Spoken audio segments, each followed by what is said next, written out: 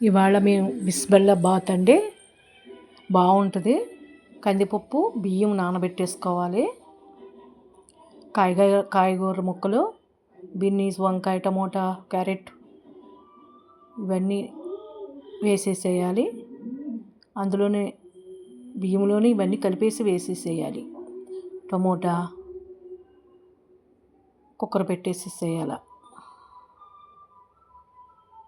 ఒక 4 విజిల్స్ రానివ్వాలండి. పసుపేసి ఒక 4 విజిల్స్ రానిచ్చేసేయాల. అట్లా ఉడికిపోద్ది. మంచిగా మెత్తగా ఉండాలన్నమాట.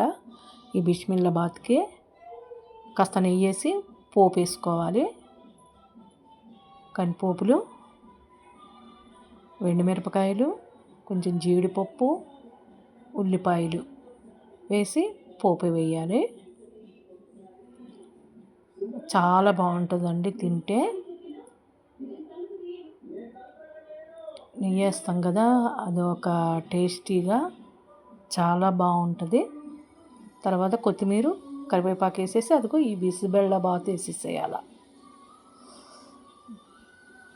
చాలా అంటే చాలా బాగుంటుందండి. బిస్బెల్లాబాత్ అదిగోండి రెడీ అయిపోయింది. సూపర్గా ఉంటుందండి. ఒకసారి ట్రై చేయండి.